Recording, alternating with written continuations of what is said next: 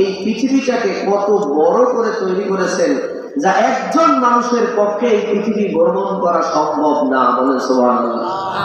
পুরা এই পৃথিবীটা 2 জন মানুষ ভ্রমণ করছে। এই পৃথিবীতে যত মানুষ আসছে, কিয়ামত পর্যন্ত আসবে, এর মধ্যে মাত্র 2 জন মানুষ এই পৃথিবীর এই প্রান্ত থেকে ওই প্রান্ত পর্যন্ত সব পৃথিবী ঘুরতে পারছে। সেই 2 জনের মধ্যে একজন হলো নবী সুলাইমান আলাইহিস সালাতু ওয়াস সালাম। বলেন না সুবহানাল্লাহ।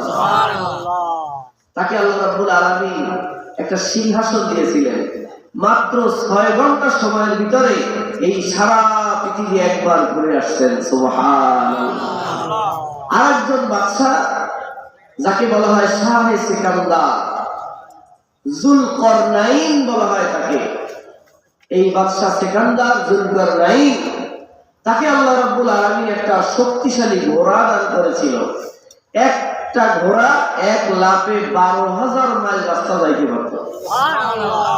এই ঘোড়ায় সওয়ার করে যুলকরনাইন বাদশা সারা পৃথিবী একবার ভ্রমণ করেছে। বলেন না সুবহানাল্লাহ।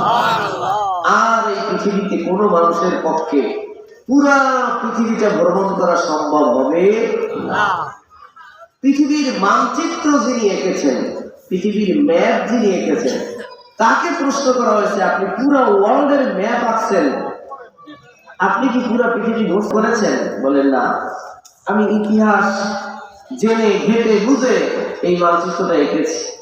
প্যারে হাজিরিন, তাহলে বোঝা গেল যে এই পৃথিবীতে মাত্র 2 জন ব্যক্তি যারা আল্লাহর সাহায্য নিয়ে সারা পৃথিবী ভ্রমণ করেছে, আর কারো পক্ষে সম্ভব হয় নাই, আর হবেও না।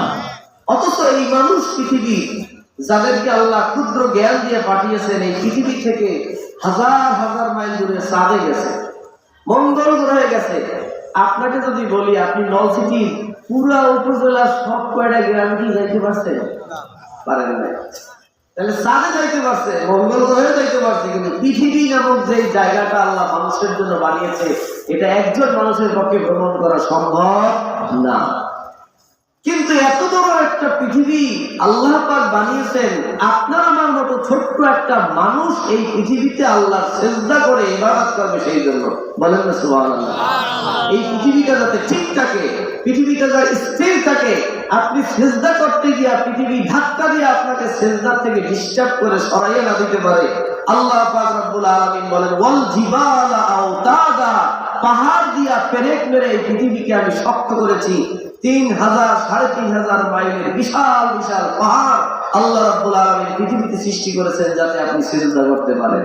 সুবহানাল্লাহ। আর বুঝাতে পারেন আপনি আপনার পুকুরে উযু করবেন, উযু করতে করতে পানিটা যাতে নষ্ট না হয়ে যায়, যেন পুকুরে জোয়ার ভাটা দিয়েছেন নদী থেকে, নদীর পানিটা ডাস্টবিন ময়লা আবর্জনা দিয়া ড্রেনের ময়লা দিয়া নষ্ট না হয়ে যায়, এজন্য আল্লাহ বানিয়েছেন সাগর। সাগর একটা বানাইলে একটা সাগরের পানি একদিন না একদিন নষ্ট হয়ে যাবে। 7টা মহাসাগর বানাইয়া প্রত্যেকটা সাগরের তলদেশে আল্লাহ রাব্বুল আলামিন আগুন দিয়া, জ্বলন্ত আগুনের তাপ দিয়া, ওয়াল বাহরিল মাহজুর, লবণাক্ত পানি দিয়া, তাপ দিয়া সাগরের পানি প্রতিনিয়ত আল্লাহ রাব্বুল আলামিন রিফাইন করে ডাকের মাধ্যমে প্রতিদিন 2 বার আপনার বাড়ির পুকুর পর্যন্ত আল্লাহ জোয়ারের পানি পৌঁছাইয়া দেয়, যাতে উযু করে আপনি নামাজটা আদায় করতে পারেন। সকাল থেকে সন্ধ্যা পর্যন্ত গাছগুলো দাঁড়িয়ে থাকে, অক্সিজেন ছাড়তেছে, যাতে আপনি অক্সিজেন গ্রহণ করে সুস্বাস্থ্য নিয়ে মসজিদে দাঁড়াইয়া আল্লাহর কদমে সিজদা করতে পারেন। শুধু তাই নয়,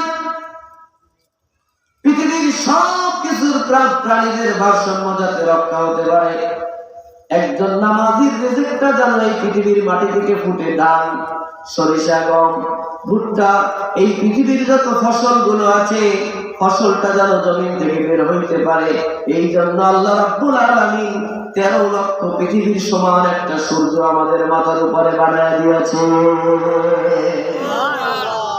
এই সূর্য প্রতিনিয়ত পূর্বাকাশ থেকে উদিত হয়, পশ্চিমে ঢলে যায়।